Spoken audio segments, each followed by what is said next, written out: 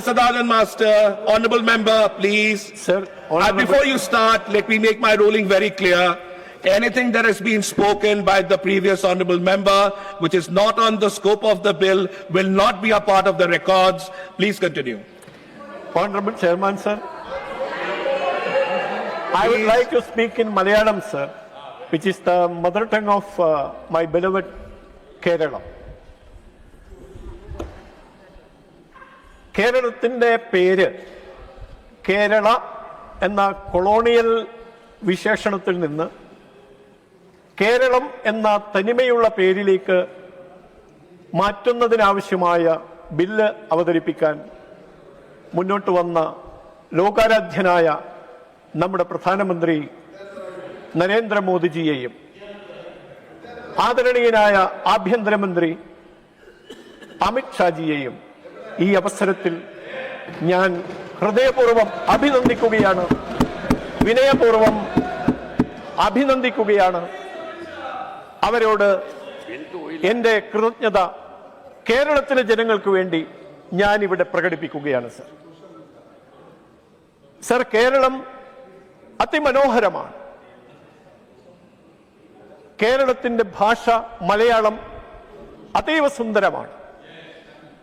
ആ ഭാഷയിൽ കേരളത്തിൽ ഏറെ പ്രചാരമുള്ള ഒരു ഗീതം ഞാനതിവിടെ ഉദ്ധരിക്കാം. സർ, ആദിശങ്കരൻ ആത്മബോധമുണർന്നുയർന്നൊരു കേരളം, ദ്വൈതമില്ല ദ്വൈതമെല്ലാം എന്ന ബോധമുദിച്ചിടം, മാതൃഭാരത പാദപീഠമിതാണു കേരള പുണ്യഭൂ, ശക്തിയും ശിവനും പരസ്പര നോട്ടമേറ്റമരുന്നിടം.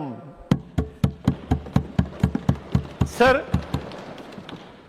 കേരളത്തെക്കുറിച്ച് ഇത്രയും മനോഹരമായ ഒരു കവിതാ ശകലം ഞാൻ ആദ്യമായി ഉദ്ധരിക്കാനുള്ള കാരണം, നമ്മുടെ ഈ കേരളത്തിന്റെ ശ്രേഷ്ഠമായ സംസ്കൃതി കുടികൊള്ളുന്നത്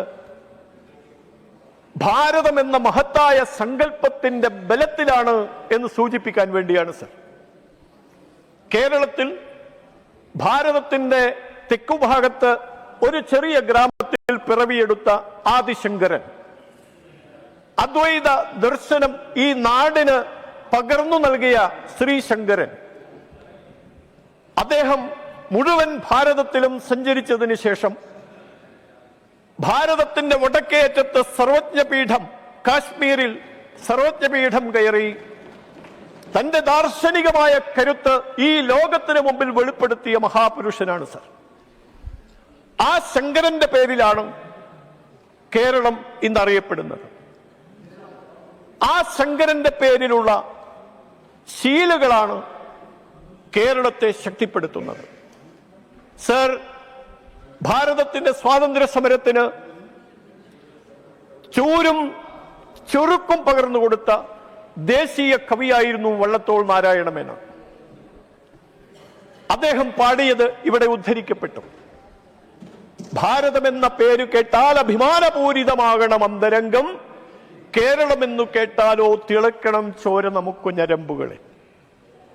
സർ, കേരളം എന്ന പേര് കേൾക്കുമ്പോൾ ചോര തിളക്കേണ്ടത് ഭാരതം എന്ന പേര് കേൾക്കുമ്പോൾ ഉണ്ടാകുന്ന അഭിമാനത്തിന്റെ അടിസ്ഥാനത്തിലായിരിക്കണം. ഭാരതം എന്ന് കേൾക്കുമ്പോൾ നമ്മുടെ ഉള്ളിൽ രൂപപ്പെട്ടു വരുന്ന അദമ്യമായ അഭിമാനത്തിന്റെ ബലത്തിലാണ് സർ കേരളം എന്ന് കേൾക്കുമ്പോൾ ചോര തിളക്കേണ്ടത്. അല്ലാതെ ഭാരതം എന്ന പേരിനോട് ഒട്ടുമേ പ്രതിബദ്ധതയില്ലാത്ത തരത്തിൽ പെരുമാറിക്കൊണ്ട് കേരളം എന്ന് കേൾക്കുമ്പോൾ ചോര തിളച്ചതുകൊണ്ട് പ്രയോജനമില്ല. സർ, ഞാൻ ഈ അവസരത്തിൽ കേരളത്തിൽ ഇപ്പോൾ നടക്കുന്ന ഒരു വിവാദത്തെക്കുറിച്ച് കൂടി സൂചിപ്പിക്കാൻ ആഗ്രഹിക്കുകയാണ്. കേരളത്തെക്കുറിച്ച് ഓർത്ത് ചോര തിളക്കാം, പക്ഷെ നമ്മുടെ ഭാരതത്തെക്കുറിച്ചുള്ള അഭിമാനത്തെ ചോദ്യം ചെയ്യുന്ന വിവാദങ്ങൾ കേരളത്തിൽ സംഭവിക്കുകയാണ്. സർ, 2 ദിവസം മുമ്പാണ് കാസർഗോഡ് ജില്ലയിൽ ഒരു അധ്യാപകൻ ഒരു ചോദ്യമുണ്ടാക്കിയതിന്റെ പേരിൽ ശിക്ഷാ നടപടിക്ക് വിധേയനായിരിക്കുന്നത്. Sir, please sir, I am talking. Sir, I am talking about our national integrity. I am talking about our national integrity. Sir, ഈ അധ്യാപകൻ സസ്പെൻഡ് ചെയ്യപ്പെട്ടത് ആരാധ്യനായ VD സവർക്കറെ കുറിച്ച് ചോദ്യമുണ്ടാക്കിയതിന്റെ പേരിലാണ്. Are you yielding? Are you yielding? Sir, I am speaking about the subject. One second. I will call you. I will call you. 1 second. Sir, VD Savarkar 1 second. ഭാരതത്തിന്റെ സ്വാതന്ത്ര്യ സമര ചരിത്രവുമായി ബന്ധപ്പെട്ട് കുട്ടികൾക്ക് നടത്തിയ ഒരു ചോദ്യോത്തര പരിപാടിയിൽ VD സവർക്കറെ കുറിച്ച് ഒരു ചോദ്യമുണ്ടായപ്പോൾ ആ ചോദ്യം നിർമ്മിച്ച അധ്യാപകനെ ചെയ്തിരിക്കുന്നു. സർ, കേരള ഗവൺമെന്റ് കേരളത്തെ കുറിച്ച് അഭിമാനം പേറുമ്പോൾ കേരളം എന്ന പേര്. One second. Let me just listen. 1 second. I'll allow 1 point of order. I cannot allow 5 points of order. 1 point of order. You have a point of order. I'm just allowing 1 point of order. It cannot be 5 points of order. Rule number 240. Then I have to move on. Sir, I am on rule number 240.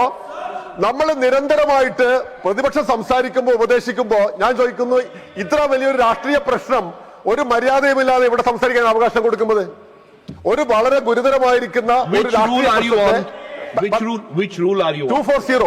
Okay. Sir, ഈ വിഷയത്തിന്റെ ഉള്ളിൽ നിന്നുകൊണ്ട് സംസാരിക്കണമെന്നുള്ളതാണ് പൊതു തീരുമാനം. അതാണ് നേരത്തെ ഉണ്ടായിരുന്ന സ്പീക്കറെ അങ്ങ് വിലക്കിയത്. ഇപ്പൊ എങ്ങനെയാണ് ഒരു നോമിനേറ്റ് മെമ്പർ അങ്ങ് ഈ കാര്യത്തിൽ അനുവദിക്കുന്നത്? I've taken your point. No, the point is that he must confine to the periphery of this. No, then how can he make a political speech? I'll take your point. Sir, Honorable Leader of the House. sir, I am Leader of the House. 1 second. 1 second. I've allowed him. Yes, please. Sir, Please. what Santosh Kumar ji is saying is not relevant to the context, because One second. he is talking about Kerala, the pride of Kerala, and he's narrating it with the pride of India. And in that context, he has mentioned the name of Veer Savarkar, that Veer Savarkar, who is the pride of the nation, a question was asked, and the teacher was suspended for asking a question on Veer Savarkar. So he is questioning about, when we talk about Kerala, we should also see to it that the national sentiments are respected. That is what Master Sadanand is trying to say. Yes. I've taken your point. There are 5 points of order. There are 7 points of order now. It cannot go on. You have to pick and choose one. Mr. Tiruchi Shiva, last point of order, I'll move on. No, I am not allowing everyone. I cannot allow everyone point of order. No, one. Mr. Tiruchi Shiva. Yes, please. Sir, we have been following a strict rule that no member should speak away from the bill. And when Ms. Jabi Mehtar was speaking, Leader of the House mentioned you also disallowed her because she went beyond the bill. That applies to the treasury benches also. Kindly, please. Please continue. I've taken the point of order. Please. Sir, ഞാൻ പറഞ്ഞു വന്നത്, No, I've taken the point of order. Mr. ആദരണീയനായ സഭാ നേതാവ് വിശദീകരിച്ചു കഴിഞ്ഞതുകൊണ്ട് ഞാനതിന്റെ വിശദീകരണത്തിലേക്ക് പോകുന്നില്ല. ഏതായാലും ഭാരതത്തിന്റെ ആത്മാഭിമാനം കേരളവുമായി ബന്ധപ്പെട്ടുള്ളതാണ് എന്ന് സൂചിപ്പിക്കാനാണ് ഞാനതിവിടെ പറഞ്ഞത്. തീർച്ചയായും ഈ ബില്ല് കേരള എന്ന കൊളോണിയൽ സംസ്കാരം പേറുന്ന പേരിൽ നിന്ന് കേരളം എന്ന ചരിത്രപരമായ സാംസ്കാരിക ഉന്നതിയുള്ള സാംസ്കാരിക പാരമ്പര്യം പേറുന്ന പേരിലേക്കുള്ള നമ്മുടെ പ്രയാണം അഭിമാനകരമാണ് സർ. അത്തരമൊരു ഘട്ടത്തിൽ നമ്മുടെ മനസ്സിന് അസ്വസ്ഥതയുണ്ടാക്കുന്ന ചില ചലനങ്ങളെ കുറിച്ച് സൂചിപ്പിക്കുകയായിരുന്നു ഞാൻ. അത് ഈ വിഷയവുമായി ഏറെ ബന്ധമുള്ളത് തന്നെയാണ് സർ. സർ, കേരളത്തിന്റെ പേര് കേരള എന്നായി മാറിയത് ബ്രിട്ടീഷുകാർ ഭാരതത്തിലേക്ക് വന്നതിന് ശേഷമാണ്. അതിനു മുമ്പ് 2000 വർഷങ്ങൾക്ക് മുമ്പ് അശോക ചക്രവർത്തിയുടെ ലിഖിതങ്ങളിൽ കേരളം എന്ന പരാമർശമുണ്ട്. നമ്മുടെ കേരളത്തെക്കുറിച്ച് ഞാൻ നേരത്തെ തുടക്കത്തിൽ ശങ്കരാചാര്യർ എന്ന മഹത് വ്യക്തിയെക്കുറിച്ച് പരാമർശിക്കുകയുണ്ടായി. ആ കാലഘട്ടങ്ങൾ മുതൽ തന്നെ നമ്മുടെ കേരളത്തെ കേരളം എന്ന് തന്നെയാണ് വിശേഷിപ്പിച്ചിരുന്നത്. അനേക നാളുകളായി കേരളത്തിലെ ജനങ്ങൾ എല്ലാവരും അങ്ങേയറ്റം ആവേശത്തോടുകൂടി കാത്തിരിക്കുകയായിരുന്നു ഈ ഒരു മുഹൂർത്തത്തിനു വേണ്ടി. സർ, 2024 ജൂൺ മാസം 24-ാം തീയതി കേരള നിയമസഭ ഏകകണ്ഠമായി കേരള എന്ന പേര് മാറ്റി കേരളം എന്നാക്കണം എന്നൊരു പ്രമേയം പാസാക്കി. ആ പ്രമേയം കേന്ദ്ര സർക്കാരിന് അയച്ചു കൊടുത്തു. നമ്മുടെ ആദരണീയനായ പ്രധാനമന്ത്രി നരേന്ദ്രമോദിജി അദ്ദേഹത്തിന്റെ അധ്യക്ഷതയിൽ ചേർന്ന യോഗത്തിൽ, മന്ത്രിസഭാ യോഗത്തിൽ കേരളം എന്ന പേര് നിലവിൽ വരണം എന്ന താല്പര്യത്തോടെ ഉത്തരവിറക്കി. അങ്ങേയറ്റത്തെ സന്തോഷത്തോടെയാണ് കേരളം അത് സ്വീകരിച്ചത്. സർ, ഇന്ന് ആ ഉത്തരവിന്റെ ആത്മാവിനെ ആവാഹിച്ചെടുത്തുകൊണ്ട് നമ്മൾ ഇന്ന് ആ ബില്ലിനെ കുറിച്ച് ചർച്ച ചെയ്യുകയാണ്. ആ ഘട്ടത്തിൽ ഏറെ സന്തോഷത്തോടെയാണ് ഞാൻ ഈ ബില്ലിനെ കുറിച്ച് സംസാരിക്കുന്നത്.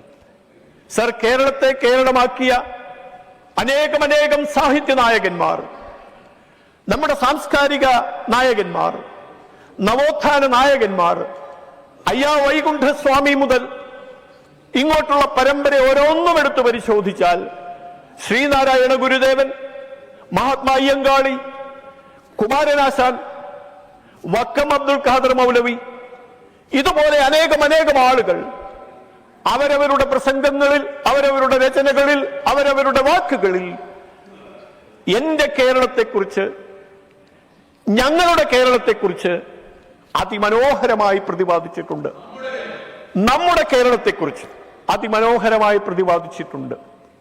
ആ പ്രതിപാദ്യത്തെ മുഴുവൻ ആവിഷ്കരിച്ചുകൊണ്ടാണ് ആദരണീയനായ നരേന്ദ്രമോദി, നമ്മുടെ പ്രധാനമന്ത്രി മോദിജി ഈ ബില്ല് കൊണ്ടുവരാനുള്ള മുൻകൈയെടുത്തത് എന്ന് കേരളക്കാർ കൃതജ്ഞതയോടെ സ്മരിക്കുകയാണ്. സർ, കേരളം കേരളമായി മാറുമ്പോൾ ഒരു വാക്കിന്റെ മാറ്റമായിട്ട് മാത്രം നമ്മൾ അതിനെ കാണാൻ പാടില്ല.